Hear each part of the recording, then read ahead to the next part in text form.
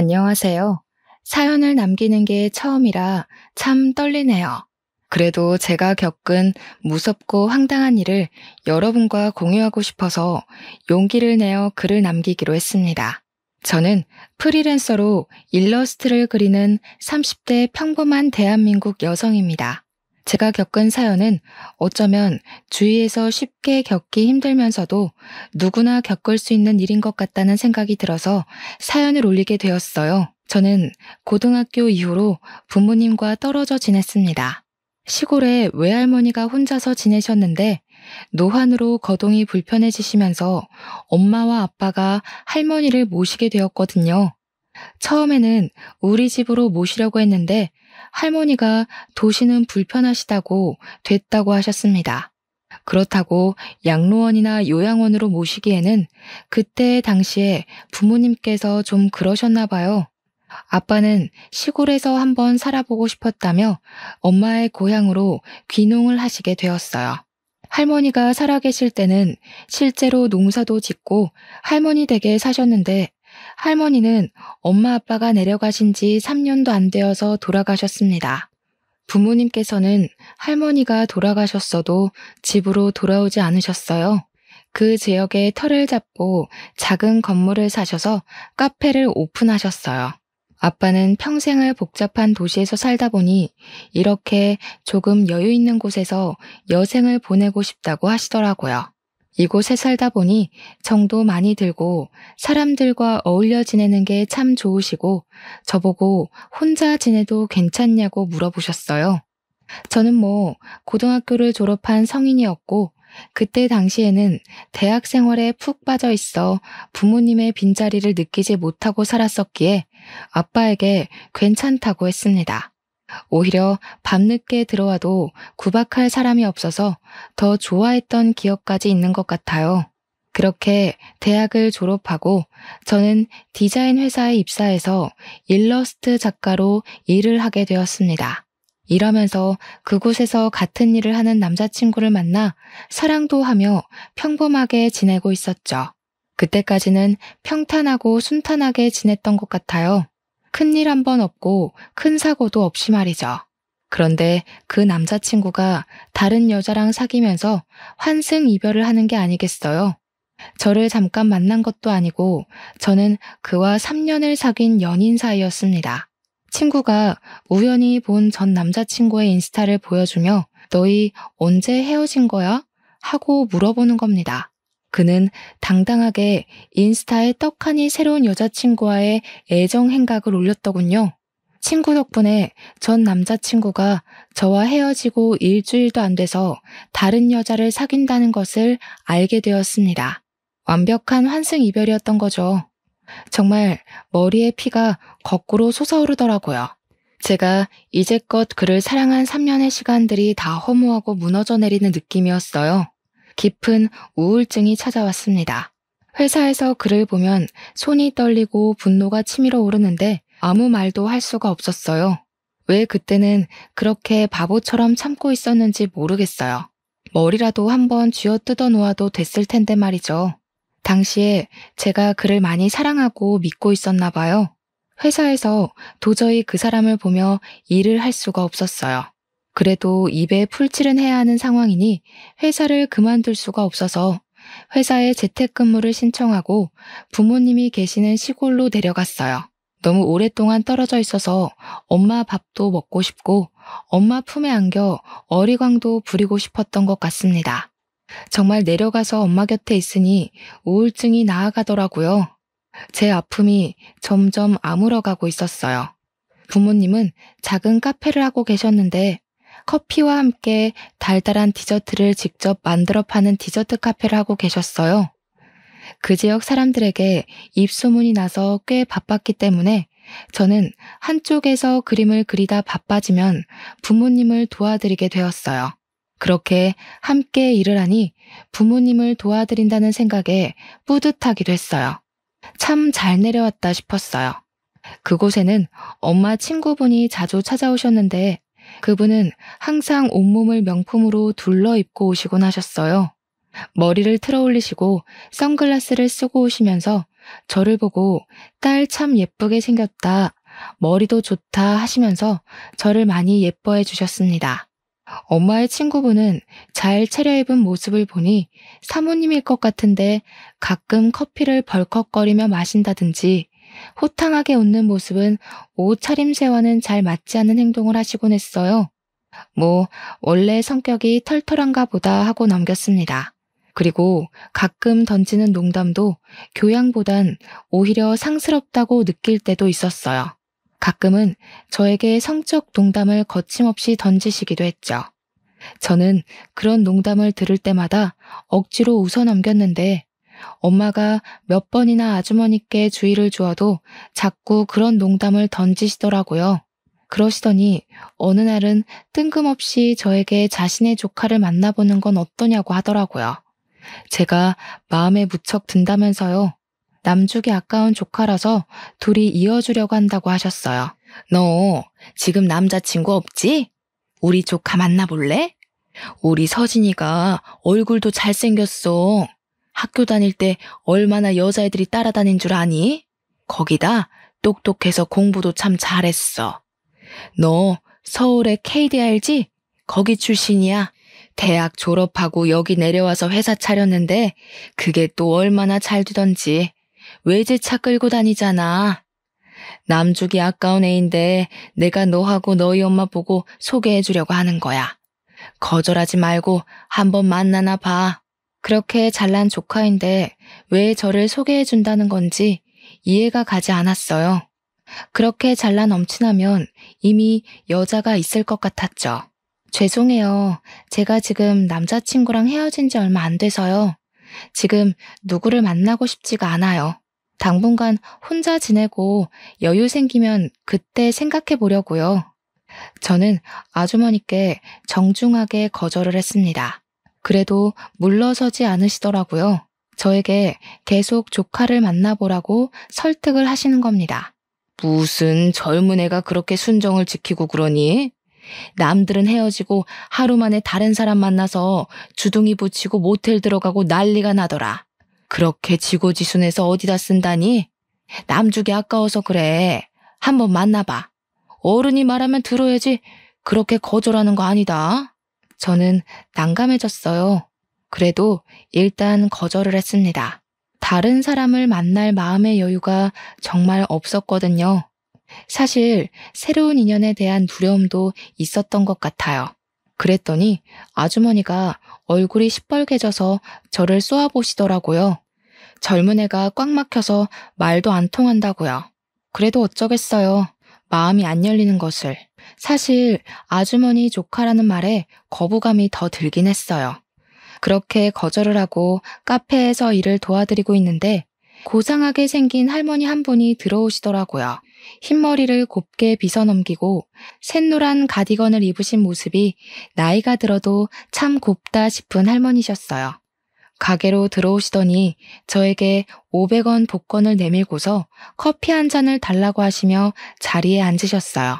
저는 손에 들린 500원 복권을 보니 오래되었는지 낡고 여기저기 벗겨져 있는 것이 손때가 참 많이 탔더라고요. 저는 엄마에게 그걸 내밀었습니다. 낡은 500원 복권을 본 엄마는 익숙하신 듯 아메리카노 한 잔과 크루아상 한 개를 할머니 테이블에 내려놓으셨습니다. 제가 왜 돈을 안 받고 그냥 드리냐고 물어보니까 엄마가 저의 어깨를 토닥이며 말씀하셨어요. 돈은 나중에 손주가 한꺼번에 줘. 오시면 꼭 저렇게 드리라고 신신당부를 하더라. 예전에 커피하고 빵을 먹고 싶었는데 돈이 없으셨나 봐. 할머니 남편분께서 할머니의 손을 잡고 다방에 가서 500원 복권을 내밀며 커피를 사주셨대. 가끔 치매기가 도시면 저렇게 복권을 들고 오셔. 저는 커피를 드시는 할머니를 물끄러미 바라보았어요. 할머니는 분명 커피를 드시면서 남편분을 떠올리고 있을 거라고 생각했습니다. 그때 앞 테이블에 앉아서 커피를 홀짝이던 엄마의 친구분이 입을 실룩이시더군요. 어이구, 다 늙어서 정말 청승이지. 그러니까 늙으면 빨리 죽어야 하는 거야. 남의 영업집에 뭐 하는 건지 가족들은 치매 환자를 왜 돌아다니게 만드는지 몰라. 저러다가 사고라도 나봐. 괜한 사람들만 피해보잖아. 예, 저렇게 고운 치매도 걸리기 어렵다더라. 예전에 우리 마을에 정씨 할머니 생각 안 나? 그 할머니 맨날 우리한테 지팡이 들고 쫓아왔잖아. 그렇게 고약한 치매 아닌 거로 가족은 감사해야 하는 거야. 너는 언제적 이야기를 하는 거야? 아무튼 그 노인네도 참 고약했어. 둘이 도망가면 나만 쫓아오는 거 있지? 아무튼 늙으면 빨리 죽어야 해. 예, 정원아. 아무튼 우리 조카 한번 들리라고 할 테니까 이야기나 한번 나눠봐. 그렇게 좋은 남자 흔치 않아서 그래. 나 간다. 저는 자리에서 일어나며 고개 내밀며 괜찮다고 말하기 전에 아주머니는 쌩하고 밖으로 나가버렸습니다. 엄마는 할머니께서 커피를 다 드시자 다가가며 다시 복권을 손에 꽉 쥐어드렸습니다. 어르신, 맛있게 드셨어요? 이거 돌려드릴게요. 다음에 또 이거 들고 오셔야 커피 드실 수 있어요. 아셨죠? 이거 주머니에 챙겨드릴게요. 다음에 또 오세요. 맛있게 커피 내려드릴게요. 할머니는 환하게 웃으며 엄마의 손을 잡았어요. 새아기는 참 예뻐. 이렇게 맛있는 빵하고 커피 주고 참 예뻐. 우리 손주 오면 꼭 소개해줄게. 우리 손자 참 착해. 새아기랑 잘 어울릴 거야. 내가 잘 알아. 아이 참, 어머니, 저 남편 있어요. 저기 산적같이 생긴 사람이 제 남편이에요. 손주는 더 좋은 아가씨랑 엮어주세요. 아셨죠? 다음에 꼭 다시 들리세요. 할머니는 웃으시며 카페를 나가셨어요. 엄마는 자신만 보면 새아가라고 부르며 손주를 소개해준다고 좋아하셨어요. 할머니랑 이야기하면 젊어지는 느낌이 드신다고요. 아빠는 그 모습을 보고 질투는커녕 웃음을 터뜨리셨습니다. 그리고 정말 엄마 친구인 아주머니 말대로 말끔하게 정장을 차려입고 머리에 포마드를 바른 남자가 카페로 찾아왔습니다. 그 사람은 반듯하게 생기고 호감형으로 생기긴 했었습니다. 깔끔하게 차려입은 그는 저에게 다가와서 싱긋 웃으며 인사를 건넸어요. 안녕하세요. 저희 고모 소개로 얼굴 보러 들렸어요. 괜찮은 아가씨가 있다고 하루에도 몇 번씩 전화하시는지 너무 궁금해서 안아볼 수가 있어야죠. 그런데 오길 잘했는데요. 정말 제 스타일이신 것 같아요. 잠시 이야기 나누어도 될까요? 그렇게 말하며 씩 웃는데 정말 처음에는 거부감이 밀려 들어왔어요. 어째서인지 그의 눈매는 전 남자친구의 눈매를 닮아 있는 겁니다. 웃을 때마다 밀려나는 그 눈매가 정말 꼴보기 싫었어요. 죄송해요. 전 지금 연애할 상황이 아니라서요. 이렇게 오셨으니 커피 한 잔 드릴 테니 마시고 가세요. 헛걸음하게 해드려서 죄송합니다. 남자친구랑 헤어졌다고 들었는데 그런 거면 저랑 연애하는 게 어때요? 사람에게 받은 상처는 사람을 만나야 잊히는 거잖아요. 그렇게 힘들어하지 마시고 저랑 한번 만나보세요. 저는 그 사람이랑 다르게 정원 씨를 많이 아껴드릴 수 있어요. 저는 단칼에 거절하고 돌아섰습니다. 연애는 관심 없다고 말입니다. 하지만 그는 쉽게 물러나지 않더라고요. 다음 날도 그 다음 날도 카페로 저를 찾아왔습니다. 딱 그때 마침 전 남자친구에게 연락이 왔습니다. 다시 시작하자고 잠시의 실수였다고 말입니다.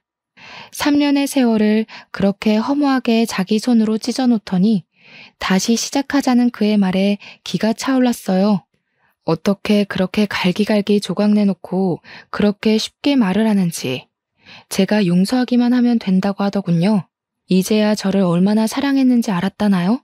저는 전 남자친구에게 개소리하지 말라고 했습니다. 다시는 너와 시작할 일 없다고 딱 잘라내버렸죠. 나중에 동료한테 들으니 전 남자친구의 새 여자친구는 금세 그를 질려하고 그대로 뻥 차버렸다고 하더군요. 제가 쓰레기 청소부도 아니고 왜 다시 그 사람을 줍겠어요? 쓰레기는 쓰레기통에 버려야지. 하지만 사람의 마음은 머리와 다르게 흘러가더군요. 저에게 용서해달라고 비는 그를 한 번만 봐줄까? 하는 간사한 마음이 들었어요. 언제부터인가 그의 연락을 기다리며 핸드폰을 쳐다보고 또 쳐다보고 있었습니다. 그때 아주머니의 조카가 와서 저를 자꾸 떠보는 겁니다. 무슨 일 있어요? 왜 그렇게 얼굴이 안 좋아요? 에고, 얼굴이 반쪽이 되었네요. 고민 있으면 저한테 털어놓아요. 서로 도우면 좋은 거 아니겠어요? 그는 전 남자친구를 닮은 눈매를 가지고 살짝 웃고 있었습니다. 저는 그를 단칼에 잘라내었죠. 닮은 것도 꼴 보기 싫어지더라고요. 아무 일도 없어요. 괜찮습니다. 걱정 안 해주셔도 돼요. 신경 써주셔서 감사해요. 이제 저 때문에 이렇게 안 오셔도 돼요. 에이, 왜 말이 그래요? 저는 커피 마시러 이곳에 오지도 못하나요?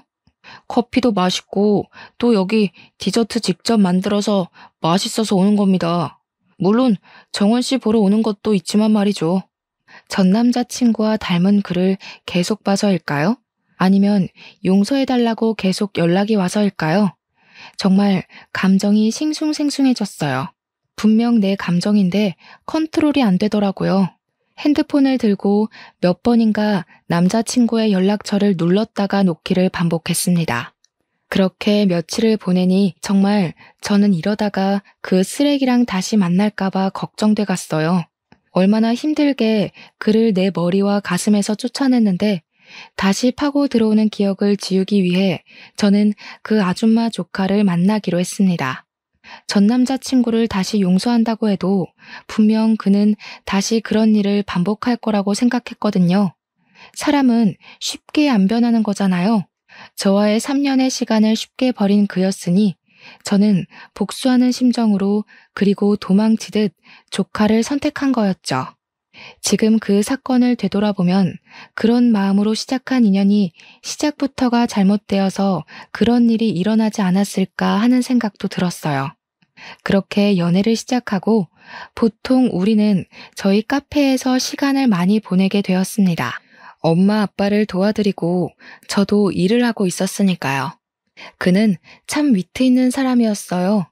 사랑한다는 말은 못하겠지만 나쁜 사람 같지는 않아 보였어요. 저는 그를 이용해 전 남자친구의 연락을 끊어낼 수 있었어요. 그것은 참 다행이었지만 그에게 처음에는 미안한 마음도 들었습니다. 그를 만난 지 한 달 정도 되었을까요? 카페에 새로운 얼굴이 나타났습니다. 그는 500원 복권 할머니와 함께 나타나서 커피를 마시며 한참을 노트북으로 무엇을 써내려갔어요. 덥수룩한 머리에 뿔테 안경을 쓴 남자는 그냥 보면 숫기 없는 고시생처럼 보였어요. 엄마가 저에게 다가와 귓속말로 할머니의 손자라고 하셨어요. 가끔 와서 밀린 커피값도 내주고 저렇게 할머니와 시간을 보낸다고 했습니다. 바로 할머니가 엄마에게 소개해준다고 한 그 손자였던 겁니다. 그렇게 며칠을 할머니와 오던 그 손자는 저와 새로운 남자친구를 힐끔거리며 쳐다보기 시작했어요. 저와 몇 번 눈을 마주치기를 반복하다가 유심히 남자친구를 지그시 쳐다보다가 무언가를 노트북에 써내려가더라고요. 처음에는 글을 보면서 소설을 쓰는 사람인가 싶기도 했어요. 사람 행동을 관찰하며 묘사를 하나 싶었죠. 그렇게 하루는 남자친구가 돌아가자 그 할머니 손자가 저에게 다가왔습니다. 대뜸 저에게 그와 얼마나 만났냐 하고 물어보는 겁니다. 저기, 아까 그 사람 만난 지는 얼마나 되셨나요? 혹시 그 사람 뭐 하는 사람인지 잘 알고 계시나요? 직업이나 가족관계 그런 거 잘 알고 계세요? 저는 처음 말을 걸면서 그렇게 물어보는 할머니 손자를 보며 얼굴을 찌푸렸어요. 앞뒤 다 잘라내고 저에게 그렇게 말하니 기분이 너무 나쁘더라고요. 하물며 사람을 만나는데 아무것도 모르고 만나는 사람이 어디 있겠어요? 왜 그게 궁금하신 거죠? 제 남자친구의 엄마의 친한 친구의 조카예요.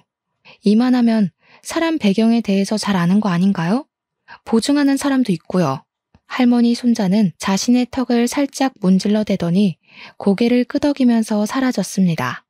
할머니 손자에게 그런 말을 들어서 그럴까요? 그 뒤 남자친구의 행동이 다 수상쩍어 보이기 시작했어요. 행동 하나하나가 저의 마음에 거슬렸죠.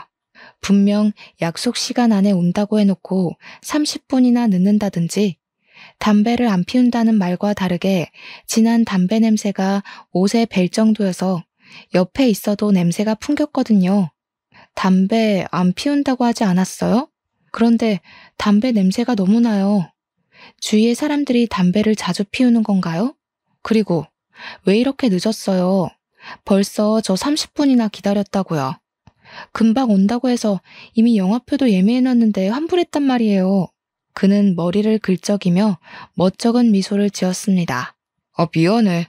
급하게 거래처에서 연락이 오는 바람에 거래처 사람을 만나고 왔거든? 그 사람이 담배를 피워서 몸에 뱄나 봐. 꼴초야 꼴초. 나도 그 사람 만날 때마다 그 담배 냄새 때문에 힘들어 죽겠다니까. 갑자기 연락이 오다니 아주 급한 일이었나 봐요.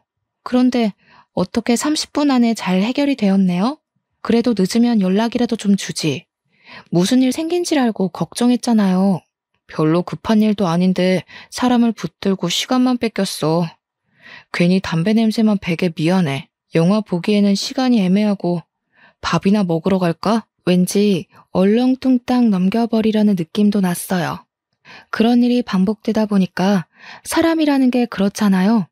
자꾸 신경이 쓰였어요. 또 이런 일도 있었어요. 만나기로 해놓고 갑자기 출장을 가야 한다고 못 온다고 하더라고요. 그래서 그런가 보다 했는데 아주머니가 오셔서 엄마랑 이야기하는데 왜 오늘은 데이트 안 하냐고 하시는 겁니다. 아까 회사에 있는 거 보고 왔다고요.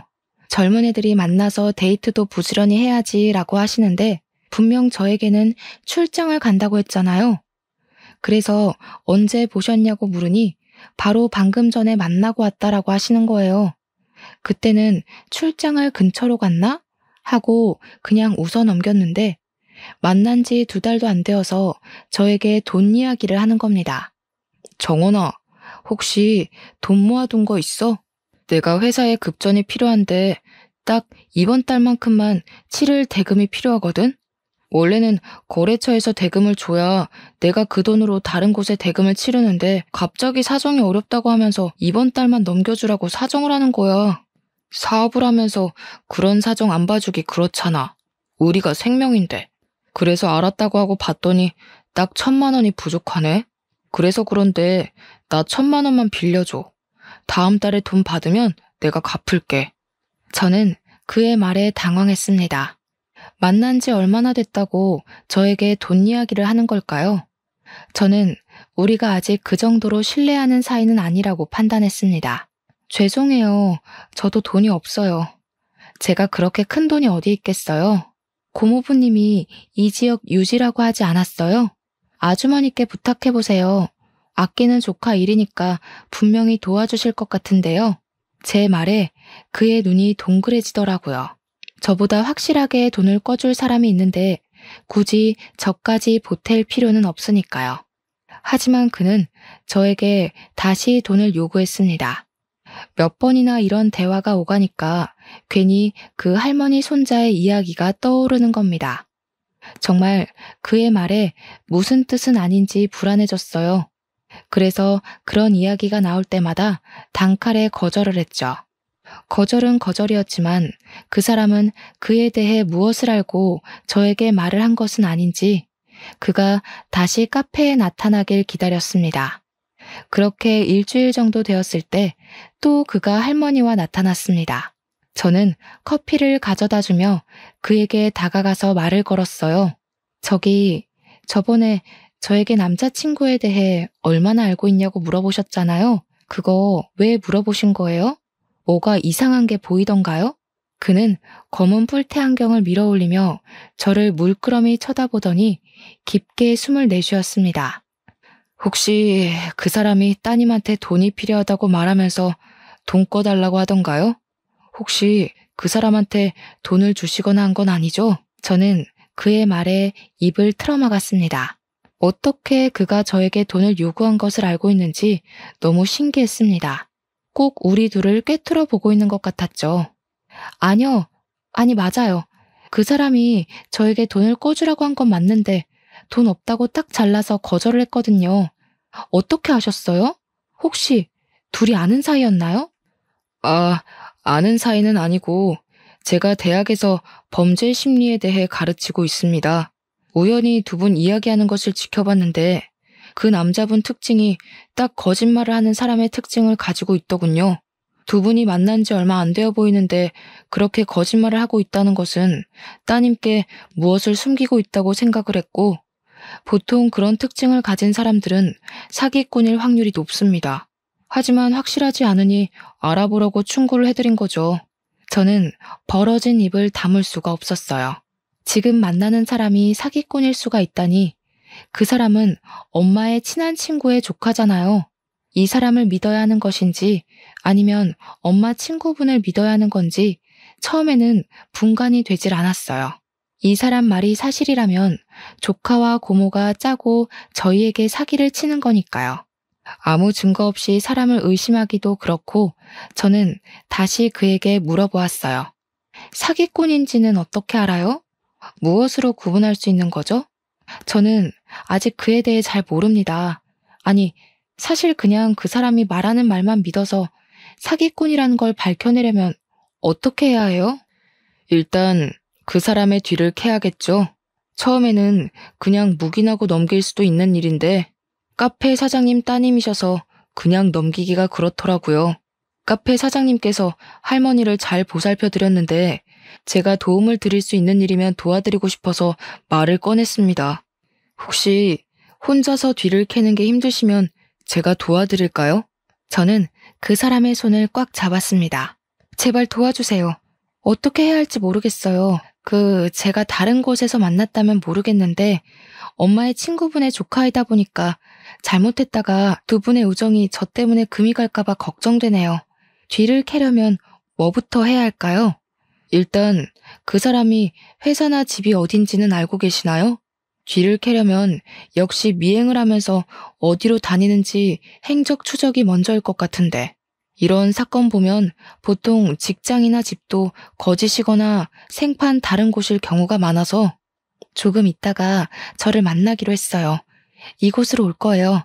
그럼 저를 만나고 돌아가는 길에 같이 미행하는 건 어떨까요? 어디로 가는지 볼 수 있지 않을까요? 그가 알았다고 고개를 끄덕였죠. 곧 저의 새로운 남자친구가 저를 만나러 들어오더군요. 한번 그를 사기꾼으로 보기 시작하니 그의 행동들이 다 의심스럽게 느껴지더라고요. 정원아, 내가 이렇게 부탁할게. 나 한 번만 도와주라, 응? 이제 곧 한 달 다 되어가는데 이대로 두면 나 정말 부도 날 것 같아. 1,000만 원 가지고 부도라니 이거 너무한 것 같지 않아? 우리 사이에 1,000만 원도 융통을 못 해준다는 게 말이나 되는 거야? 나도 정말 그 정도 돈이 없어서 그러는 거예요. 차라리 빨리 은행에 가서 대출이라도 알아보는 건 어때요? 당신 정도면 1,000만 원 금방 대출될 것 같은데.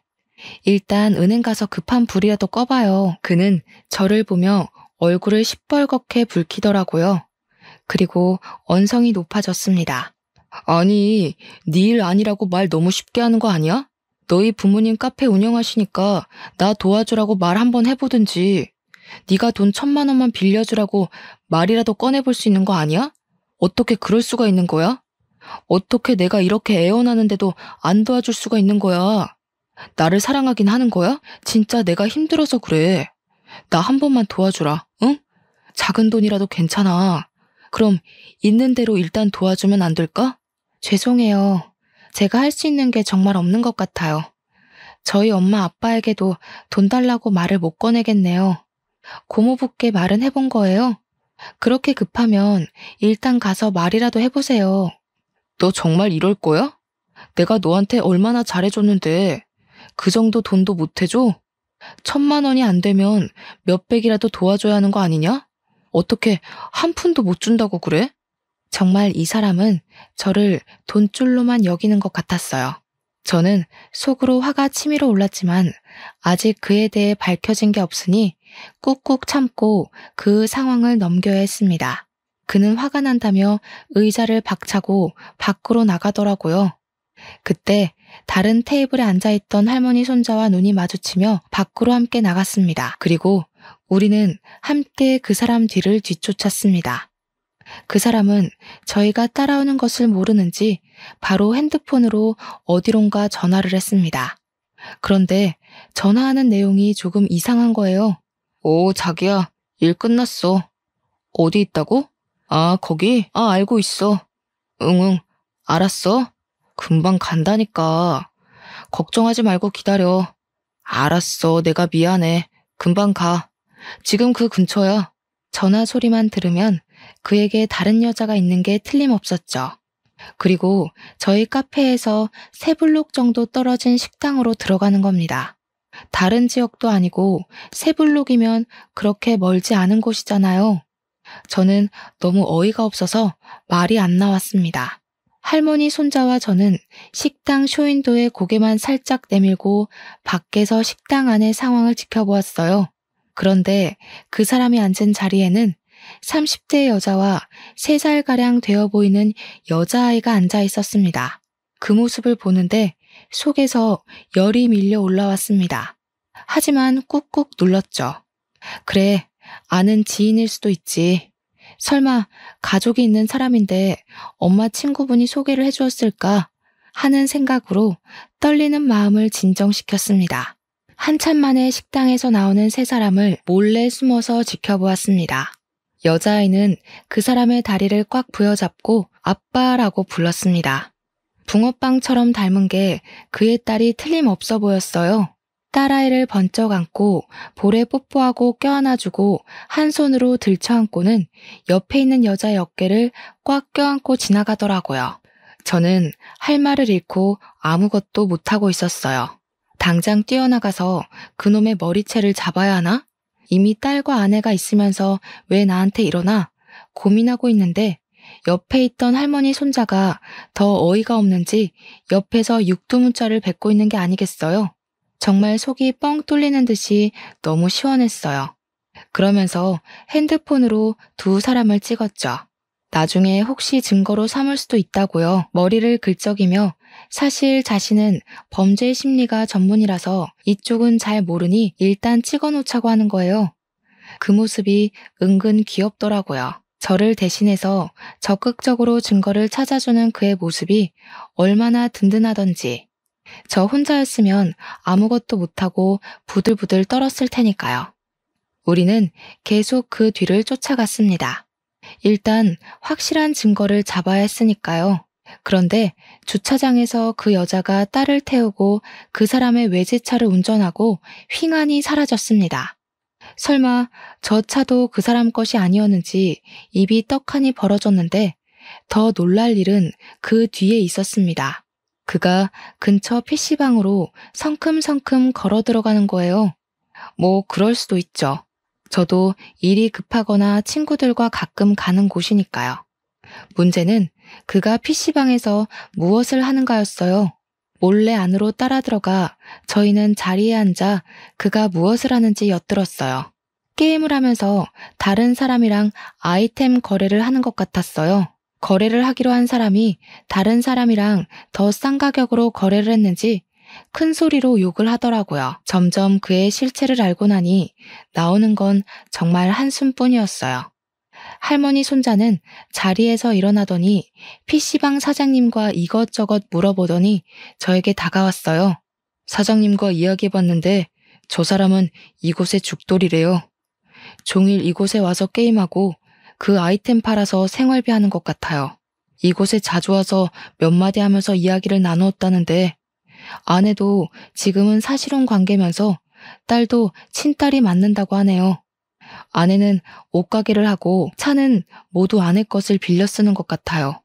아내한테는 자신이 직장에 다닌다고 하고 이곳에서 아이템 팔아서 집에 조금씩 가져다 주는 것 같아요. 결국 저 사람은 저와 아내 2사람에게 사기를 치고 있었던 겁니다. 쓰레기를 피하려다가 이번에는 더 냄새나는 똥차를 만나고 말았습니다. 순간 제 입속에 있는 육두문자가 쏟아져 나왔습니다. 그때 마침 그 사람이 아씨, 라면 왜 안 와? 하고 외치는 겁니다. 저는 알바가 들고 가는 라면을 빼앗았어요. 제가 라면을 들고 가는데 할머니 손자가 제 앞을 가로막으며 라면에 찬물을 붓더라고요. 그도 제가 무엇을 할지 알고 있었나 봐요. 저는 그 라면을 들고 가 게임을 하고 있는 그의 머리 위에 부어버렸습니다. 아, 차가워. 뭐야? 어떤 년이 지금 나한테 라면을 부었어? 야, 정신 나갔어? 또라이야? 뭐야? 정원 씨? 여기서 뭐 하는 거야? 당신이 나한테 지금 라면 부었어? 뭐야? 미쳤어? 어디서 라면을 붓고 난리야? 그동안 나를 속인 거야? 사실혼 관계 아내도 있고 딸도 있으면서 왜 나를 만난 거야? 뭐 때문에? 나를 좋아해서 만난 것도 아닌 것 같은데 왜 속인 거야? 당신 고모도 알고 있는 거지. 다 알면서 둘이 짜고 엄마랑 나랑 다 속인 거지? 그는 순간 얼굴이 시뻘개지면서 입꼬리를 비틀었습니다. 그래, 맞아. 나 너 좋아한 적 한 번도 없어. 어디서 서울에서 돈 많은 애가 시골 왔다고 순진하다고 한번 꼬셔보자고 해서 만난 거야. 돈 좀 뜯어낼까 하고. 순진한 척 굴면서 뒤로는 사람 캐고 다녔냐? 예쁘다 예쁘다 할 때 가만히 엎드려서 이쁨이나 받고 돈이나 주면 그만이지. 이게 뭐 하는 짓이야? 그 사람의 손이 높이 올라가자 저는 손을 내밀어 얼굴을 가렸습니다. 그 순간 할머니 손자가 그 사람 손을 꽉 잡더니 밀치더라고요. 아, 진짜 인간 말종이 여기 있었네. 옆에서 잠자코 듣고 있으려고 해도 듣고 있을 수가 있어야 말이지. 당신 지금 누구한테 손을 올리는 거야? 어디서 함부로 여자한테 손을 들어, 양아치 같은 게. 지금 때리면 폭행죄 고소, 혹시라도 정원 씨한테 금품으로 거래한 게 있으면 사기죄 고소. 어떤 거 원해? 내가 법을 좀 알고 있어서 둘 중 하나 선택권을 주려고 하는데 원하는 대로 해줄게. 말만 해. 그는 순간 뒷걸음치면서 이를 드러내더라고요. 이 자식 뭐라고 하는 거야? 나만 뒤로 호박씨 깐 것도 아니네. 아이씨, 난 저 여자 때린 적도 없고 돈도 안 받았어. 아무 금전적인 거래도 없다고. 어디서 굴러먹던 개뼈다귀 같은 게 와가지고. 아이씨. 사과해. 정원 씨한테 사과해. 너는 남자로서 그러고 살고 싶냐? 여자한테 빌붙어서? 빨리빨리 사과 안 해? 정원 씨한테 무릎 꿇고 싹싹 빌어. 안 그러면 바로 나는 너한테 고소장 발부하라고 전화할 테니까. 할머니 손자가 핸드폰을 치켜들자 그 사람은 제 앞에 무릎을 꿇었습니다. 미안해. 정원 씨 미안해. 나도 처음부터 그럴 생각은 없었어. 고모가 하도 부탁을 하니까 당신이랑 당신 집에 돈 많으니까 한탕 해보자고. 순진한 사람들이라 쉽게 믿을 거라고. 아이씨, 생활도 어렵고 돈도 없는데 자꾸 부탁하니까 나도 하는 수 없이 그랬던 거야. 용서해줘. 제발 아내한테 비밀로 해줘. 내가 이렇게 빌게. 응? 아무한테도 말하지 말아줘. 그는 그 순간에도 아내에게 이 일이 들어갈까봐 걱정하더라고요. 어떻게 만나는 남자마다 이 모양인지. 저는 저의 다리를 붙잡는 그의 손을 발로 차고 밖으로 나왔습니다. 눈물이 흘러내렸습니다. 인생 정말 이렇게 답이 없을 수도 있을까요? 남자가 전부는 아니지만 연속으로 사람한테 대니까 진짜 죽고 싶은 맘만 들었어요. 그렇게 울면서 할머니 손자와 함께 카페로 향했는데 엄마와 그 아주머니가 같이 커피를 마시고 계셨습니다. 엄마는 울면서 라면 국물에 엉망이 된 저의 옷을 보고 벌떡 일어나셨어요. 왜 그러냐고 묻는데 저는 울먹거리며 그 아주머니에게 다가갔습니다. 저 속였어요? 서진 씨 뭐예요? 애 딸린 유부남인데 저를 왜 소개해줬어요? 사업가라는 말도 거짓말이었죠? 일정한 직업도 없이 PC방에서 아이템 팔아서 생활비로 쓰는 사람이잖아요. 아주머니는 자리에서 벌떡 일어나 저와 엄마를 번갈아 쳐다보셨습니다. 너 무슨 말이냐? 서진이가 어쩌고 저째? 제대로 알아본 거 맞아? 서진이가 그럴 리가. 무슨 애가 있다고 그러니? 너는 참 말을 이상하게 하는구나. 누구한테 어떤 말을 들었는지 모르겠지만 우리 서진이가 그럴 리가 없잖니. 생사람 잡지 마라. 제 앞에서 딱 잡아 떼시는 겁니다. 정말 어이가 없고 어떻게 사람의 탈을 쓰고 그럴 수가 있는지. 방금 서진 씨한테 다 듣고 왔어요. 그 사람이 와이프랑 딸이랑 같이 식당에서 밥 먹고 있는 것도 보고 왔단 말이에요. 이래도 거짓말이라고 할 거예요? 진짜 돈 뜯어내려고 저희한테 그 사람 소개해준 거 맞냐고요. 그 순간 엄마는 아주머니께 마시던 커피를 들이부어 버리셨어요. 아주머니는 놀라서 커피 얼룩이 진 블라우스를 보고 두 눈을 크게 뜨시더라고요. 이게 미쳤나? 이게 얼마짜린 줄 알고 여기에다 커피를 부은 거야? 야, 너 왜 그래? 네 딸이 미쳤다고 너까지 미친 거야? 엄마는 아줌마의 머리채를 휘어잡으면서 흔들었습니다. 그래, 미쳤다. 왜? 미치면 안 되냐? 네가 어떻게 그런 놈을 내 딸한테 소개를 해줘? 아무리 변변한 놈이 없어서 애 딸린 유부남을 뭐? PC방에서 뭐를 해? 이런 망할년이 내 딸을 얼마나 우습게 봤으면 그런 놈을 소개를 해주냔 말이야. 아줌마의 손이 엄마의 머리로 올라가자 아빠는 뒤에서 아줌마를 붙들었습니다. 이것들이 부부가 쌍으로 난리네. 그래, 맞다. 내가 애 딸린 우리 조카한테 너희 딸 꿰어라고 했다. 혼인신고도 안 돼 있어. 애만 있다 뿐이지 총각이야. 그리고 PC방에 있어도 돈만 잘 벌어다 주더라. 그런데 무슨 직업이 없어? 그렇게 반반하게 잘생긴 사람 소개해줬으면 고맙다고 해야지.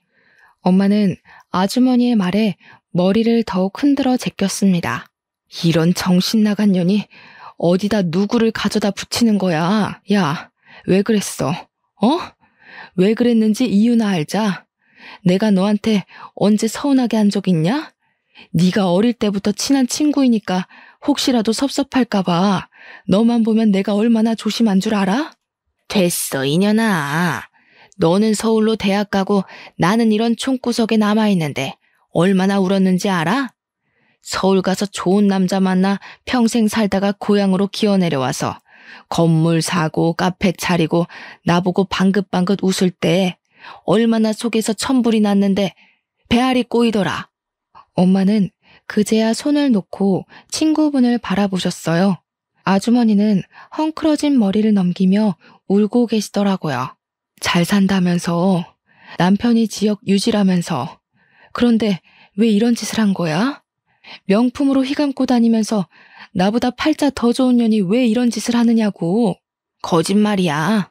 남편 유지라는 것도 다 거짓말이야. 이거 가짜야. 너한테 밉보이기 싫어서 시장가로 샀어. 미친년. 친구가 어떻게 사는지도 궁금해하지도 않는 년이 몇십 년 만에 내려와서 친구네 하면서 꼴값을 떠는데 딱 꼴보기가 싫더라. 거기다가 자식까지 있는 거 보니까 오장육부가 뒤틀리더라. 난 지금까지 자식 없다고 얼마나 멸시를 당했는데 왜 나만 그렇게 불행하게 살아야 하냐고. 아주머니는 소리를 꽥 지르시더니 밖으로 뛰쳐나가셨어요. 밖에는 이미 사람들이 우글우글 모여서 구경을 하고 있더라고요.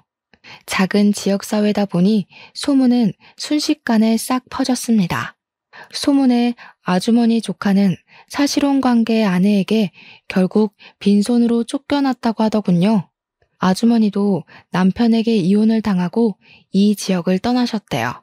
엄마는 가끔 앉아서 길게 한숨을 내쉬곤 하셨어요.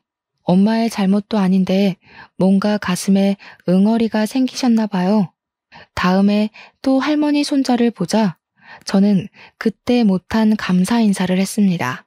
정말 감사하고 하마터면 우리 가족이 모두 그분께 당할 뻔했다고요. 그는 할머니를 보살펴 주어서 오히려 감사하다고 했습니다. 그리고 사람 겉모습뿐만 아니라 하는 행동을 잘 관찰하면서 대화를 하라고 하더군요. 그 사람이 어떤 심리 상태에서 말하는지 보인다면서요. 그는 그 후로 주말이면 할머니와 카페에 찾아와 차를 마시며 시간을 보내고 갔는데 저희는 그때마다 이야기를 나누었어요. 한동안 그렇게 지내다 그 사람이 사실은 나를 보러 오는 그거라고 말을 하더군요. 자신과 한번 만나보는 건 어떠냐고 했습니다. 저는 잠시 고민했어요. 두 남자에게 그렇게 당하고 또 연애를 한다는 게 쉽지 않았으니까요. 하지만 그는 저를 차분하게 기다려주더라고요. 괜찮다고요. 지금은 그 할머니 손자는 제 남편이 되어 있습니다. 그 사람이 아니었으면 아마 저는 평생 결혼도 연애도 포기하는 사람이었을 것 같아요. 여러분도 사람은 겉모습만 보지 마시고 가끔은 그 사람의 내면도 들여다보셨으면 좋겠어요. 상대방에게 관심을 두고 찬찬히 살펴보면 그 사람이 지금 무슨 감정으로 말하는지 알 수 있으니까요. 긴 글 읽어주셔서 정말 감사하면서 이만 글을 줄이겠습니다.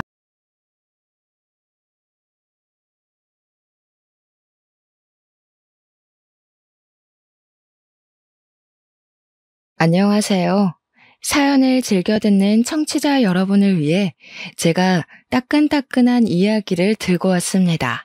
저는 서울에 살고 있는 30대 후반의 여자고요. 제가 들려드릴 이야기는 남편과 시댁 사이에 있었던 이야기입니다. 과거 이야기부터 쭉 시작할 텐데 남편의 살아온 이야기가 얼마나 기구했는지 그리고 최근에 벌어진 아주 큰 이야기까지 해보려고 합니다.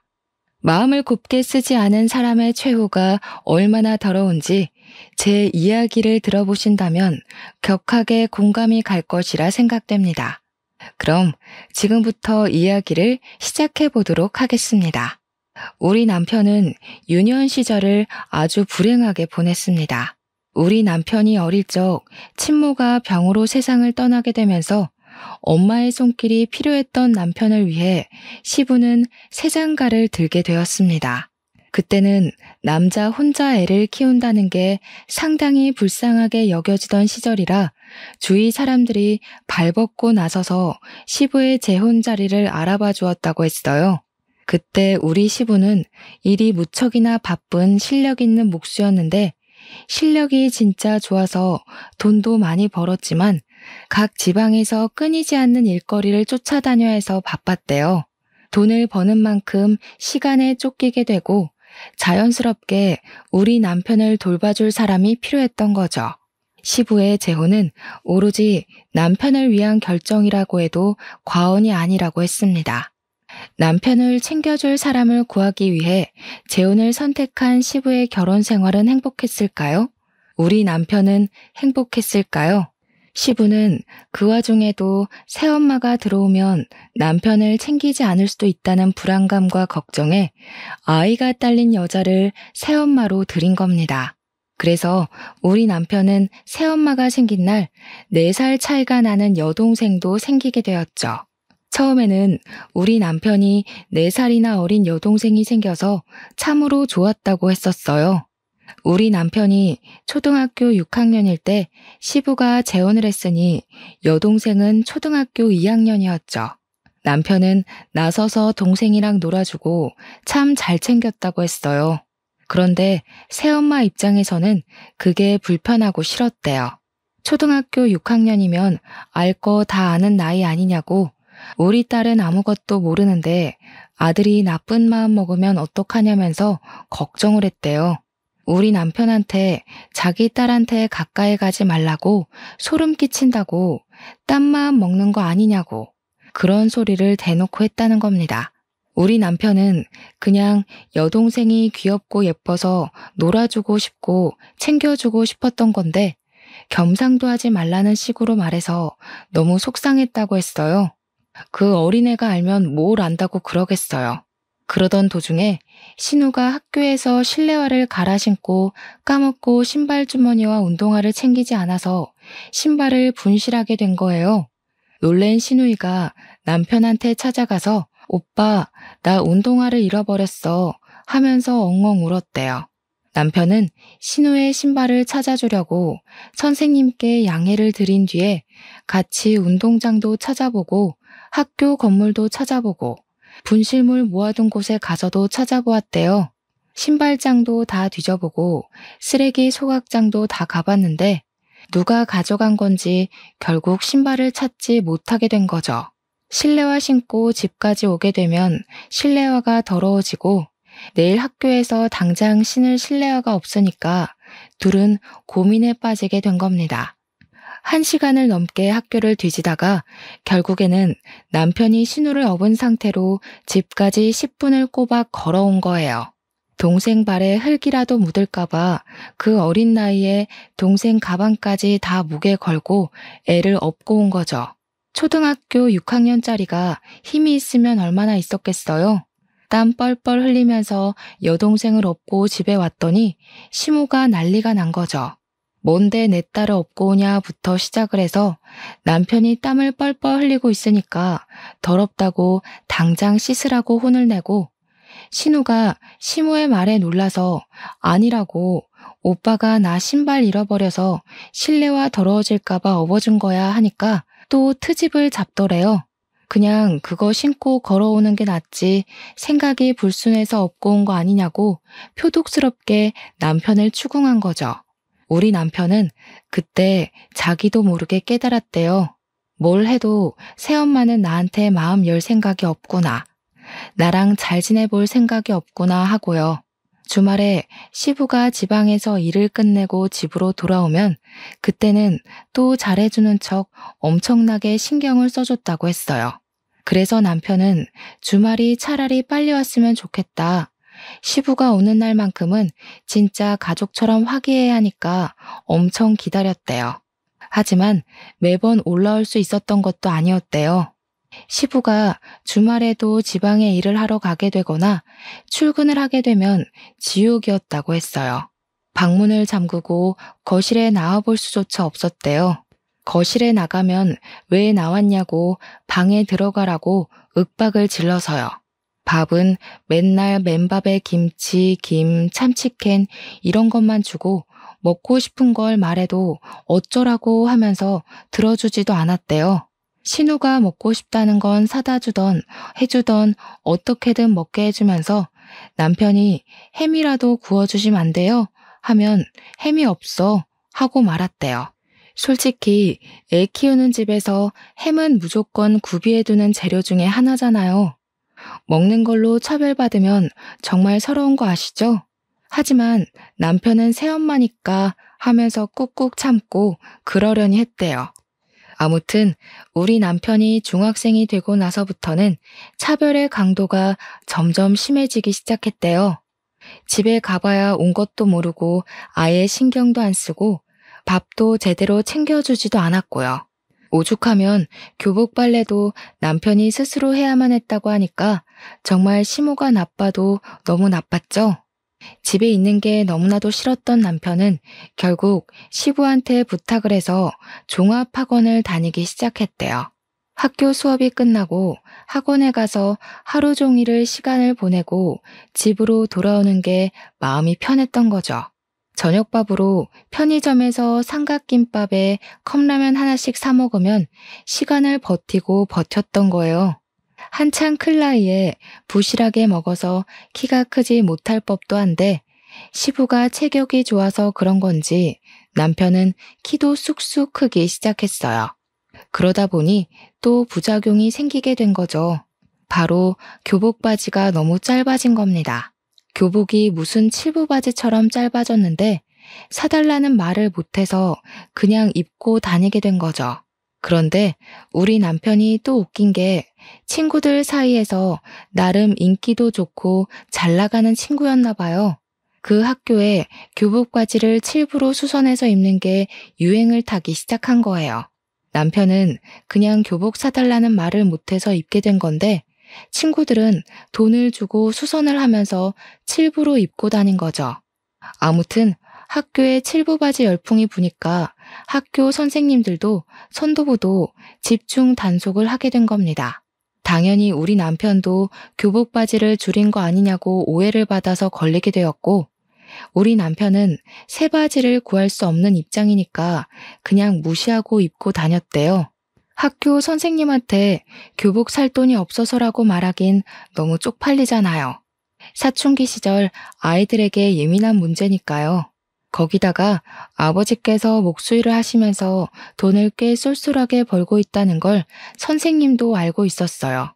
그때는 선생님들이 가정환경 조사를 다 하니까 알고 있던 시절이란 말이죠.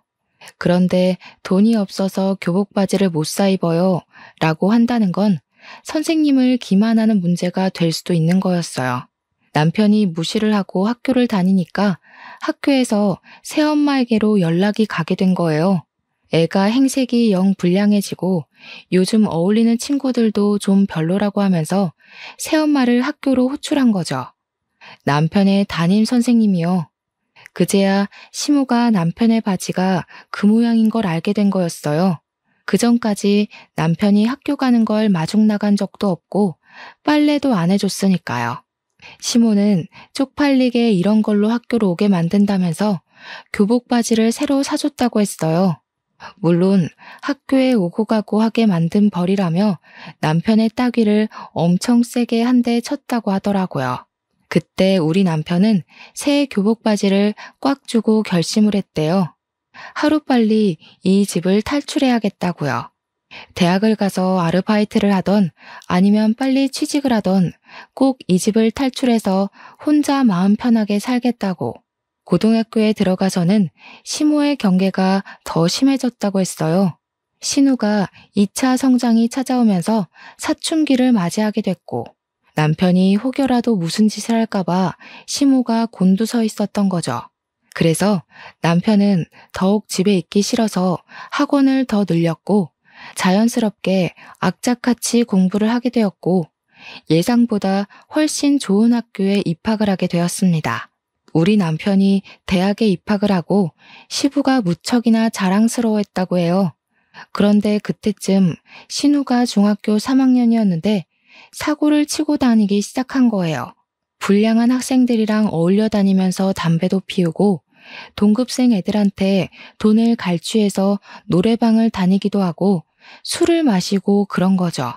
신우이가 사고를 칠 때마다 시모는 학교에 불려가서 죄송합니다, 죄송합니다 하고 와야 했다고 했습니다. 그런데도 불구하고 신우는 반성이 없었고 시모한테 대들며 싸움이 점점 늘어나게 된 거죠. 그러면 시모는 자연스럽게 남편의 탓을 하면서 네가 교복 줄이고 불량한 애들이랑 어울려 다니더니 네 동생이 너 따라한다. 남편한테 화를 냈대요. 우리 남편은 몇 년 동안 여동생이랑 밥 한 번 같이 먹은 적이 없는데 자기 탓을 하는 시모한테 너무 어이가 없어서 대꾸도 못했다고 하더라고요. 시모는 거기에서 멈추지 않고 우리 남편한테 신우 과외를 좀 시켜주라며 부탁을 했대요. 말이 부탁이지 거의 협박이나 다름없는 말투로 용돈 10만 원 줄 테니까 국영수 좀 가르치라고 대학은 보내야 하지 않겠냐고 했다는 겁니다. 어차피 같은 집에 살면서 틈틈이 시간 날 때마다 몇 시간씩 애 봐주는 건데 용돈 받는 셈 치고 애 공부 좀 시키라고 했대요. 남편은 그 말도 어이가 없는 거죠. 10만 원에 몇 과목을 봐주라고 하니까 우리 남편이 좋은 학교에 다녔기 때문에 다른 애들 과외하면 한 과목 가르치는데도 한 달에 40만 원은 받았단 말이죠. 그런데 고작 10만 원에 틈날 때마다 전 과목을 가르치라고 하는 게 도둑놈 심보지 뭐겠어요. 남편은 애초에 싹을 잘라놔야 한다는 생각이 들어서 딱 잘라서 거절을 했대요. 신우 딱 봐도 공부할 머리는 아닌 것 같다고 맨날 저렇게 담배 피우고 술 먹고 나가서 노느라 바쁜데 무슨 공부냐고 포기하시라고 했대요.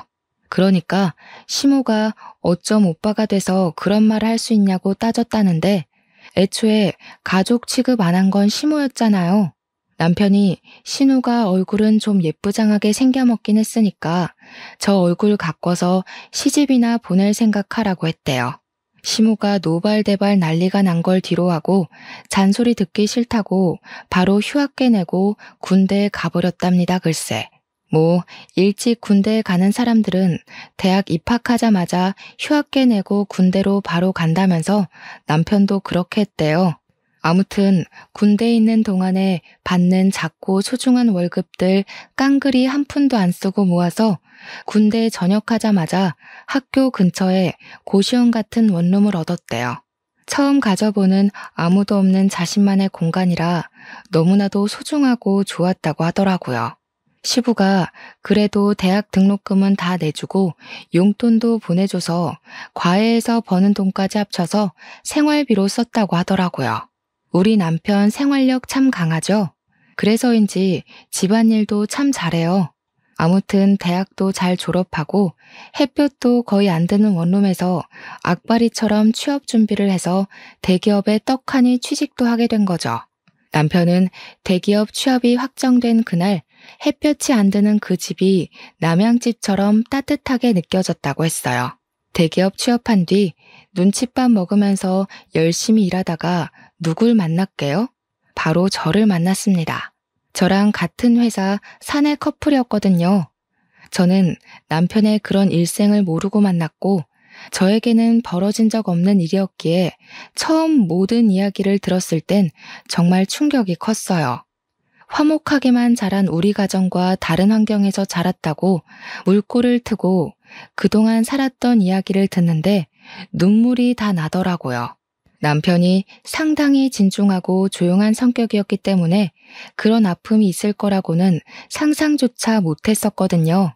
게다가 꽤 진지한 이야기가 오고 가면서 저희 집에 방문을 하고 자주 와서 밥도 같이 먹고 할 때 우리 부모님한테 정말 잘했었거든요. 당연히 집에서도 저러겠구나. 사람이 참 바르게 자랐구나.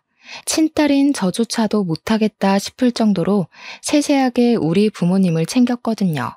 때가 되면 영양제 일일이 챙겨서 보내드리고 우리 엄마 스킨로션 떨어질 때가 되면 새로운 제품을 사다 바치고 했거든요. 당연히 본인 부모님께도 그러겠구나 했는데 전혀 교류 없이 지내던 상태였던 거죠. 우리 둘이 행복한 연애를 하고 있는 와중에도 남편은 본인 집을 생각하면서 속이 썩어 들어가고 있었다는 걸 몰랐어요. 새엄마가 그러니까 저한테는 시모인 그 여자가 남편에게 말도 안 되는 요구를 하고 있었거든요. 우리 남편한테 대기업 다니는 남자 중에 멀끔하고 돈 많은 인간 어디 없냐면서 신우 결혼을 좀 시키자고 했대요. 친구 중에 의사는 없냐, 변호사는 없냐. 좋은 대학 나와서 그런 친구 안 사귀고 뭐 했냐. 대기업 다니면 그런 인맥들 다 생긴다고 하던데 너는 어디서 뭐라고 있길래 그런 친구 하나 없냐? 너는 하나뿐인 여동생 시집 잘 가는 게 그리 곶감냐? 왜 좋은 사람 찾아오지를 않냐 하면서요. 결혼정보 회사에 신우를 등록하러 갔는데 신우가 뭐 대학을 나온 것도 아니고 회사를 다니는 것도 아니고 그러니까 결혼정보 업체에서도 거절을 한 거죠. 그게 분해서 남편한테 대기업에 어디 격리 자리라도 하나 달라면서 돈 계산은 잘하니까 그런데 꽂아주라고 요구를 했대요. 무슨 구멍가게도 그런 식으로 취업은 안 시킬 텐데 대기업이 가당키나 하는 소리겠어요? 남편이 하루 이틀은 걸러들었는데 얼굴을 마주칠 때마다 그런 소리 하면서 자리 내놔라 하니까 스트레스를 받은 거죠. 우리 남편 얼굴이 점점 썩어 들어가는데 집안 사정이라고만 하니까 저도 궁금해도 더 이상은 물어보지도 못하겠고 그런 와중에 우리 집에서는 결혼은 언제쯤 할 생각이냐고 남편한테 계속 물어봤거든요. 나이가 30 초반이 넘어갔는데 우리 집에서도 슬슬 결혼했으면 좋겠다 하면서 남편 옆구리를 찌르니까 남편은 그게 고민이 된 거였어요. 시모가 저한테 무슨 소리를 할지도 모르고 어떤 요구를 할지도 모르는 상태니까 걱정이 돼서 저를 집에 소개해주는 게 겁이 났던 거죠. 혹시라도 제가 지레 겁먹고 결혼 못하겠다고 도망이라도 가면 큰일이니까요. 모든 이야기를 듣고 나서 저의 결심은 바뀌지 않았어요. 언제까지 이렇게 미룰 수는 없다는 생각이 들어서 큰 마음 먹고 남편에게 이야기를 했습니다. 나는 매 맞을 준비 다 되어 있으니까 시댁에 인사를 드리러 가자고 했죠. 그러면서 혹시 시부는 당신의 과거를 다 알고 있냐? 차별받으면서 억울하게 부당한 대우받고 산 거 알고 있냐고 하니까 아예 모른다고 하더라고요. 원래 집에 자주 오지도 않았고 지금도 여전히 일을 하고 계신다고. 물론 예전처럼 매일같이 집에 없는 건 아니지만 간간히 나가신다고 했어요. 뭐 남편이 대학을 다니면서부터 자취를 시작했으니까 시부도 모를 수는 있다고 생각은 했지만 그것도 시부를 제가 색안경 끼고 보게 된 계기이기도 했거든요. 조금만 들여다보고 아들한테 관심을 가졌으면 시부도 알 수 있는 내용 아닌가 싶었고요. 주말에는 되도록 집에 있으려고 하셨다고 했으니까요. 근데 눈치 자체를 못 챘다는 게 우리 남편한테 그냥 관심이 없었던 건 아닐까 하는 생각으로 빠지게 되었죠. 어쨌든 시댁에 인사를 드리러 갔는데 시무랑 신우가 절 딱 보자마자 위아래로 쭉 훑어내리는데 느낌이 쎄하더라고요. 신우가 절 보면서 눈은 안 우는데 입꼬리만 올려서 억지로 웃는 그 얼굴 있죠? 그렇게 웃으면서 말하더라고요. 새언니, 축하해요. 우리 집처럼 화목하고 단란한 집에 시집 오는 게 쉬운 일은 아닌데. 요즘 시월드다 뭐다 말 많잖아요? 우리 집에 온 건 축복받은 일이지. 감사하게 생각해요. 누가 누구한테 감사하게 생각하라는 건지. 그 이야기 듣자마자 소름이 쫙 올라오더라고요. 대놓고 그냥 시월드에 오신 걸 환영합니다. 라고 이야기하는 것 같았거든요. 제가 선물로 제철 과일 바구니를 백화점에서 비싼 거 사서 갔는데 과일 바구니 보자마자 시모가 뭐라고 했는지 아세요? 어머나, 세상에서 두 번째로 쓸모없는 걸 들고 왔네. 값만 비싸지 실속은 하나도 없는 거. 예, 첫 번째는 뭔지 아니? 바로 꽃바구니란다. 꽃이랑 과일은 하등 쓸모없으니 앞으로는 들고 오지 말아라. 고기면 몰라도 과일이 뭐니? 근데 진짜 저도 이런 사연을 많이 들어도 보고 찾아도 봤는데 보고 들으면서 매번 다짐한 게 있거든요. 내가 저런 취급을 받으면 하나하나 다 말대꾸를 해야지 했는데 막상 제 일로 닥치니까 입이 얼어붙은 사람처럼 말이 안 나오더라고요. 머릿속이 새하얗게 변하는데 어버하고 있으니까 우리 남편이 딱 그러더라고요. 마음에 안 드시면 저희가 다시 들고 가죠 뭐. 우리 장인 장모님이 과일 좋아하시니까 차라리 잘 됐네. 자기야, 집에 가서 장인 장모님이랑 나눠 먹자. 그러면 되지? 그러니까 시모가 당황해서는 남편한테 아니 말이 그렇다는 거지. 우리도 과일 좋아하거든. 우리 딸이 멜론 좋아하잖아. 오빠가 돼서 그것도 모르니? 하더라고요. 멜론 비싼 과일인데 잘 됐다고 이따가 우리 딸 입에 쏙 넣어줄게 하는데 남편이 심드렁하게 이야기를 했어요. 난 집에서 이런 비싼 과일을 먹어본 적이 없어서 몰랐네. 이렇게요. 우리 남편이 정말 처음으로 존경스러운 순간이었습니다. 어떻게 바로바로 그런 말을 뱉어내는지 멋있어 보였어요. 시모는 그 와중에도 입을 삐쭉 내밀고는 아니, 내가 어릴 땐 주지 않았나? 하면서 변명하고 있었고요. 그런데 시부가 딱 그러더라고요. 뭘 보자마자 예비 며느리한테 나를 세우고 그러냐고 저녁부터 먹고 이야기하자고요. 어차피 기대도 안 한 식사 자리긴 했는데 반찬이 생각보다 너무 단출해서 좀 실망감이 컸어요. 우리 남편이 이런 취급을 받고 자랐구나 싶어서 제 마음 한구석에서 스멀스멀 언짢은 기색이 올라오고 있었죠. 시부가 헛기침을 하더니 고기라도 굽지 준비를 왜 하다 말았냐고 타박하니까 시무가 뭐라고 했게요? 제가 고기를 사올 거라 생각해서 고기를 따로 준비해두지 않았다고 제 탓을 하는 겁니다, 글쎄. 신우가 옆에서 시무 말에 거듭답시고 언니가 센스가 좀 있었어야 했는데 센스가 없다면서 맞장구를 치더라고요. 대기업에서 눈치 없으면 살아남기 힘든 거 아니냐고 하면서 내가 언니한테 꼽을 주려는 건 아니고 언니 걱정돼서 하는 말이지 하더라고요.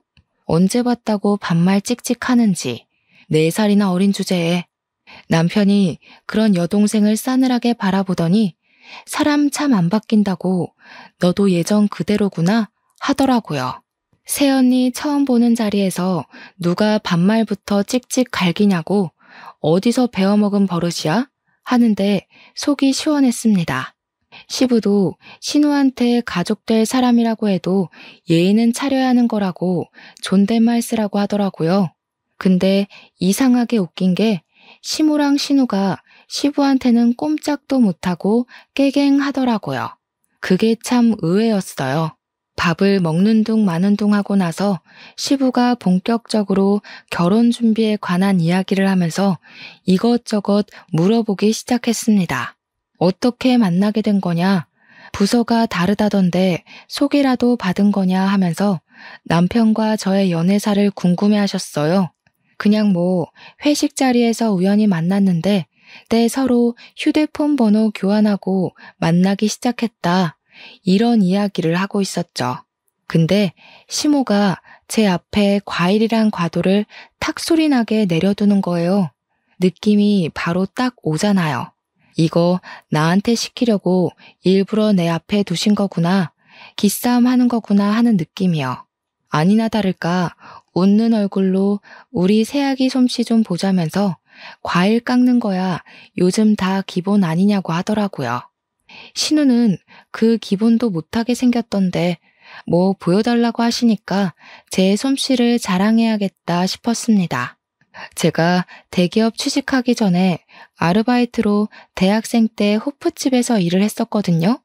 학교 앞에 저렴한 호프집이라 늘 손님이 미어 터지는 곳이었는데 제가 바로 과일 안주 담당이었습니다.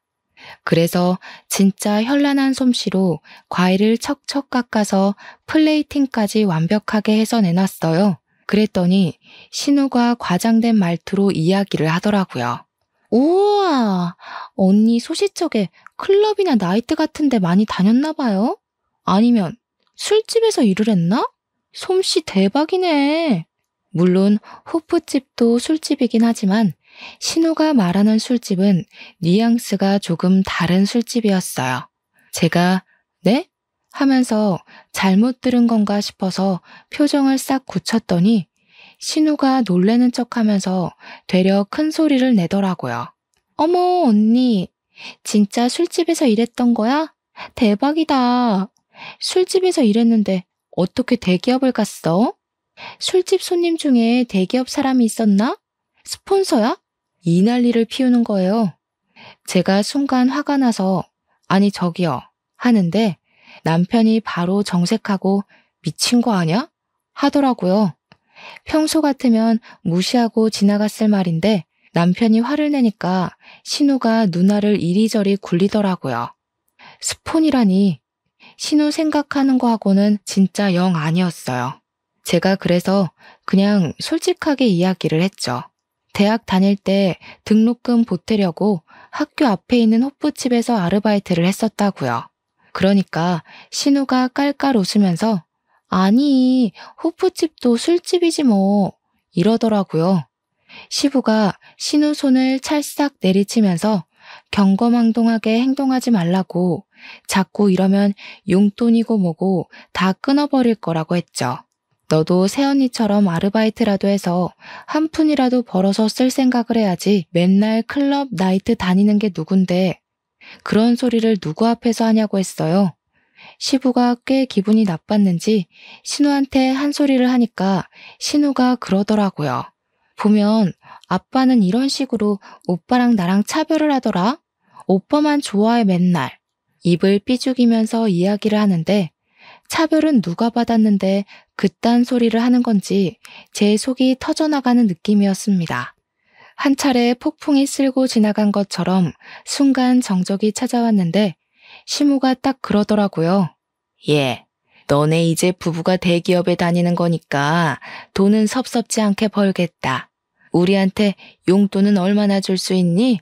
피는 안 섞였어도 키워준 부모인데 그래도 다달이 150만 원 정도는 줄 수 있지? 이제 너희 아버지도 늙어서 일 못해. 우리도 노후 즐기면서 쉬엄쉬엄 살아야지. 그러니까 신우가 냉큼 끼어들어서는 저는 용돈 50만 원씩만 주면 돼요 하더라고요. 저는 어이가 없어서 숨만 들이키고 있었고 남편은 바로 대답을 했어요. 너는 알아서 벌어서 쓰도록 하고 시댁에 주는 만큼 처가에도 당연히 드려야 하는데 그럼 우리는 뭐 먹고 삽니까? 애 낳아서 키우려면 돈도 모아야 하고 아직 아파트 대출도 남아있어요. 한 달에 30만 원 정도 용돈은 드릴 수 있습니다. 그건 와이프랑도 이야기 끝냈고요. 30만 원이라는 말에 시모가 아니 그런 법이 어디 있냐고 이야기를 하는데 시부가 말을 딱 끊더라고요. 용돈이고 뭐고 다 필요 없으니까 둘이서 행복하게 알아서 잘 살라고 그게 효도하는 거라고요. 시무는 씩씩거리면서 시부한테 애들 키워놨는데 우리 노후는 책임지라고 해야지 하고 있고 시부는 바라는 게 뭐가 그리 많냐고 애들끼리 행복하게 사는 게 우리 노후를 즐겁게 하는 거라고 딱 잘라서 이야기했습니다. 적어도 시부는 생각이 제대로 박힌 것 같아서 다행이라고 느꼈죠. 그렇게 첫인사와 동시에 결혼 허락을 받고 상견례 자리를 마련하게 되었습니다. 당연히 우리 부모님께는 시작부터 단단히 일러두었죠. 우리 남편의 과거를요. 차별도 심하게 받았지만 시무랑 신우가 무척이나 상식적이지 않은 사람이라고 한 귀로 듣고 한 귀로 흘려달라고 부탁을 드렸습니다. 어차피 결혼하게 된다 하더라도 자주 마주칠 사람은 아니니까 걱정하지 말아달라고요. 솔직히 우리 부모님께서 걱정을 하지 않았다고 하면 그것도 거짓말이긴 하죠. 하지만 워낙 우리 남편을 예뻐해 주시기도 했고 차별이라는 말이 나오자마자 아버지께서 무척이나 분노를 하셨거든요. 이렇게 착하고 예쁜 아들을 누가 차별을 하면서 키웠냐고 이제 우리 사위니까 아들이나 마찬가지라고요. 당연히 상견례 자리에서 시무랑 신우가 말도 안 되는 말과 행동을 했습니다. 예상했던 일이고 미리 일러두었던 터라 크게 당황하지는 않았지만 어이는 없더라고요. 상견례를 한정식 집에서 했는데 식당에 자리를 안내받아서 들어가자마자 핀잔 주기 바쁘더라고요. 대기업의 센스가 이 정도밖에 안 되냐면서 무슨 호텔 레스토랑에 룸 잡고 밥 먹는 줄 알았는데 이런 집이면 친구들한테 자랑도 못하겠다고요. 시무랑 신우가 구시렁구시렁 거리는데 우리 부모님은 딱 시부랑 할 이야기만 나누시더라고요. 대놓고 시모를 무시하니까 시모도 나중에는 조용히 옆에서 끼어들 말만 탁탁 끼어드시대요. 우리 부모님께서 애들 집은 지금 사위가 혼자 사는 그 집에서 신혼집 꾸미는 거냐고 대출금은 좀 갚아주시냐고 물어보았어요. 그러니까 시모가 끼어들어서는 우리 먹고 죽을 돈도 없다고 애들 못 도와준다고 못을 박더라고요. 그러면서 용돈은 달라고 했더니 칼같이 거절하더라. 애들 키워봐야 소용도 없다 하더라고요.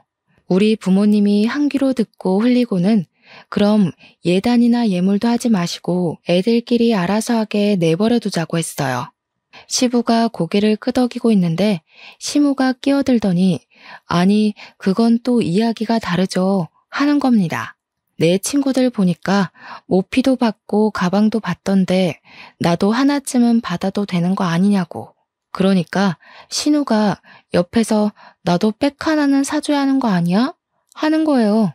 우리 부모님께서 다시 대화를 원점으로 돌려서 그럼 집 대출금은 갚아주시는 거냐고 하니까 그건 또 쏙 무시하고 애들이 알아서 대출금 갚아야지 왜 우리한테 이야기를 하냐고 하는데 답이 없었습니다. 말이 영 안 통하니까 제가 나서서 집이며 혼수며 알아서 다 할 테니까 예단 예물도 따로 하지 않겠다고 못을 박았어요. 반지도 그냥 서로 마음에 드는 걸로 알아서 골라서 사겠다고 아무것도 하지 마시라고 선을 그었죠. 그러니까 시무가 아니 우리도 받을 건 받아야 하지 않겠냐고 시부 옆구리를 쿡쿡 찌르는 겁니다. 아들 대기업 보내는 게 얼마나 힘든 일인지 아냐면서 대기업 보낸 값은 받아야지 하는데 우리 부모님이 어이없어서 말씀하셨어요. 우리도 우리 딸 대기업 보내느라 힘들었다고. 근데 솔직히 애들이 알아서 잘해서 간 거 아니냐고요. 언성이 조금 높아지니까 그제야 시부가 인상 팍 쓰더니 시모한테 가만히 좀 있으라고 정신 사납다고 한마디 하시더라고요. 결국에는 우리 뜻대로 알아서 하는 걸로 정했고 남편이 시댁 근처에도 가지 말자고 하더라고요. 다행히 남편이 살던 아파트가 친정이랑 가까운 위치여서 그러자고 했어요. 결혼하고 나서는 꽤 살만했습니다. 남편도 자신만의 가정을 꾸려서인지 안정을 찾아가는 것 같았고요.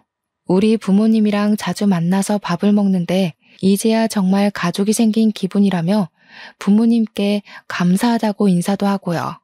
시댁이랑은 최소한의 도리만 지키면서 거리를 두고 살았습니다. 그렇게 몇 년의 시간이 흐르고 갑자기 시댁에서 소란스러운 일이 벌어졌어요. 다름 아닌 신우가 혼전 임신을 해서 결혼을 갑작스럽게 준비하게 되었다는 것이었습니다. 저는 놀래서 신우가 만나던 남자친구가 있었어요? 하고 물어보니까 신우가 너무 당당하게 아니, 클럽에서 내가 진짜 대단한 인간 하나를 물었잖아 하는 거예요. 저는 이게 뭔 소린가 싶어서 네? 하고 물어보니까 클럽에서 만난 남잔데 건물주라고 자기를 소개했다는 거예요. 건물주 만나기가 쉽냐면서 바로 꼬셔서 임신부터 했지 하는 거예요. 아니 연애를 한 게 아니라 임신부터 했다고요? 듣고도 믿어지지가 않아서 되물었더니 건물주라는데 당연히 바로 임신부터 해야 하는 거 아니냐요. 그 남자가 차고 다니는 시계가 차 한 대 값이라며 들고 다니는 가방은 얼만 줄 아냐고 흠이 있다면 어릴 적에 차 사고를 크게 당해서 차를 못 타고 다녀서 차가 없는 거 딱 하나라고 하는데 뭔가 의심스럽더라고요. 그래서 제가 사기꾼 아니냐고 하니까 시모가 저한테 질투하냐고 그딴 소리 하지 말라고 이야기하대요. 신우는 임신 10주 됐다면서 빨리 결혼식 올려야 된다고 배 나오면 드레스 핏이 안 산다고 난리를 쳤어요. 진짜 너무나도 기가 막혀서 말이 안 나오더라고요. 당연히 반전도 존재했습니다. 신우가 결혼을 준비하는데 뭔가 이상하더래요. 신혼여행지도 고르고 웨딩숍도 고르는데 자꾸 너무 비싸지 않냐고 핀잔을 주더래요. 시부모 될 사람도 미리 만났는데 예비 신랑이랑 달리 너무 후줄근하더라는 겁니다. 예비 시매부가 그냥 원래 검소하신 분들이라고 절에서 한 푼 두 푼 모아서 건물도 사고 한 거라고 했다는데 좀 미심쩍었대요. 아무튼 시모는 건물주랑 결혼한다고 온 동네방네 난리 법석을 떨었고 신우도 건물주라는데 후줄근한 게 뭐가 문제야 싶어서 결혼 준비를 한 거죠. 태교도 열심히 하고 술도 담배도 다 끊고 현모양처인 척하면서 상견례 준비를 한 겁니다. 당연히 우리 부부도 와서 대기업 다닌다고 자랑해줘야 된다길래 머릿수 채우러 따라 나갔죠. 그런데 저랑 남편이랑 예비 사돈을 보는데 인상에서 풍기는 그 특유의 제비 느낌이 영 별로였습니다. 예비 시매부가 진짜 제비족처럼 생겨서 느글느글하고 예비 사돈댁은 그런 자리가 불편한 건지 어색한 건지 안절부절 못하더라고요. 이미 임신 15주가 된 신우는 배가 슬슬 나오기 시작했고 더 나오기 전에 드레스를 입어야 한다며 빠르게 예식 날짜를 잡자고 이야기를 하고 있었어요. 그런데 우리 시모가 또 욕심이 그득한 사람이잖아요. 대놓고 예비 사돈댁에 물어보기 시작한 거죠. 애들 집은 어디로 해주실 건지, 가지고 있는 건물 월세는 얼마나 들어오냐, 어디 동네에 있냐 이런 거요. 그러니까 예비 사돈댁이 그러는 겁니다. 집은 애들이 알아서 하기로 한 거 아니었나요? 건물 월세는 무슨 월세요? 사는 동네는 금천구인데요. 시모가 고개를 갸우뚱하면서 아니 건물주라면서요 하니까 건물주? 무슨 건물주? 우리 집 전세예요 한 거예요. 그러면서 예비 사돈도 궁금했다면서 우리 시부가 집 짓는 사람이라고 하던데 어디 건설업 사장이냐고 묻더라고요. 순간 정적이 확 생기는데 저랑 남편은 이게 뭐지? 하면서 머리를 굴리고 있었어요.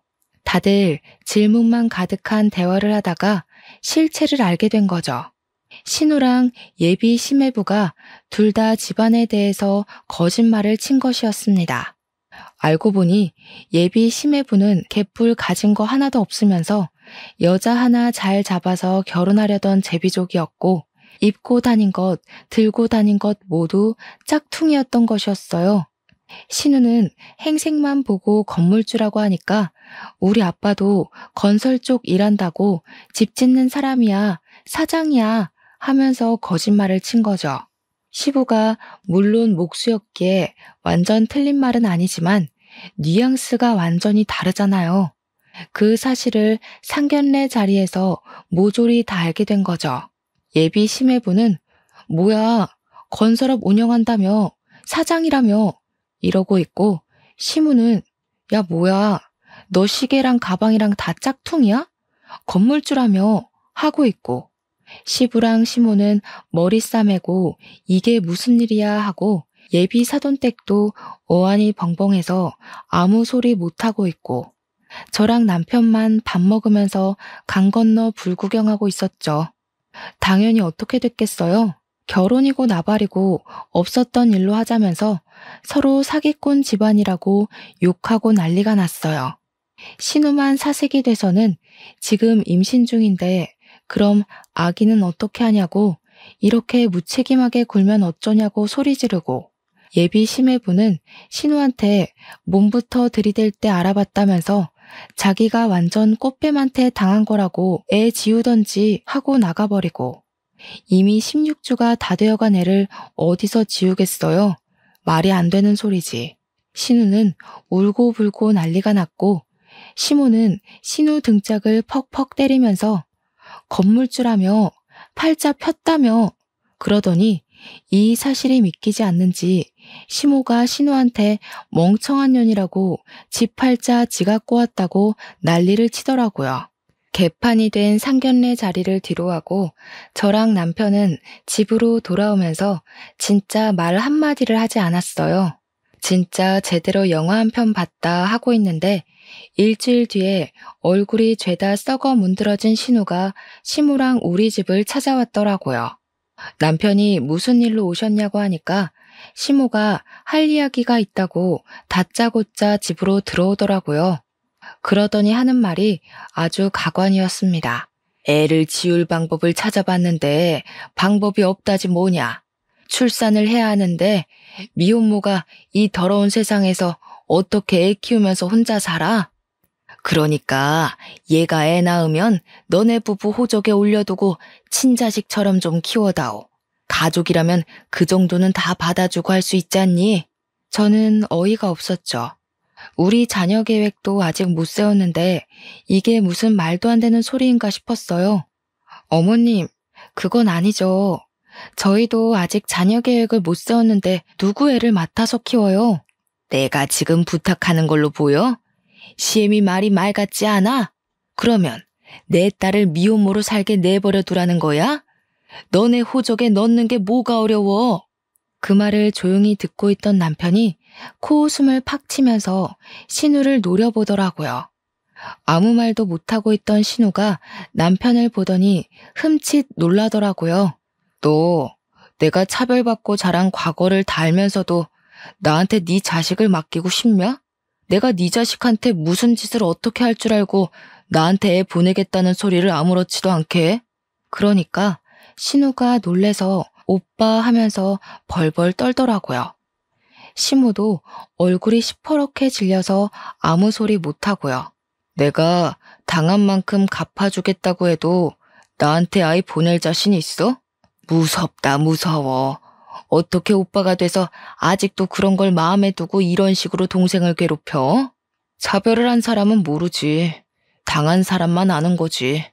나 같으면 내가 무서워서라도 이런 부탁을 못할 것 같은데. 내가 얼마나 우습게 보였으면 이런 부탁을 해? 됐고, 죽이 되던 밥이 되던 혼자 애 키우면서 살아. 네가 저지른 짓 네가 책임지고. 그러더니 내 집에서 당장 나가라며 신우랑 시모를 쫓아냈어요. 얼마나 제 속이 시원하던지 박수를 쳐줬답니다. 그 뒤로 신우랑 시모는 저희 집에 나타나지 않았고 시부를 통해서 이야기를 듣게 되었습니다.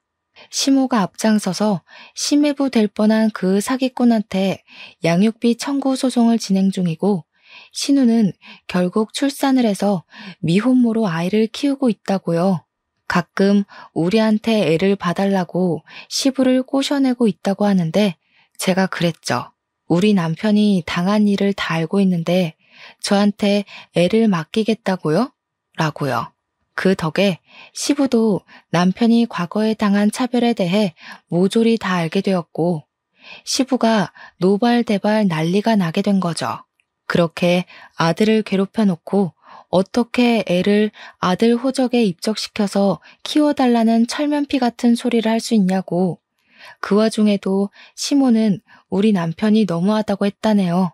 시부는 짐 싸서 나가고 싶은 거 아니면 우리 남편한테 더 이상 연락하지 말라고 했대요. 신우가 저한테 연락 와서는 하루 정도 봐줄 수도 있지, 그걸 다 시부한테 일렀냐고 하면서 자기한테 너무 가혹하다고 하소연을 하대요.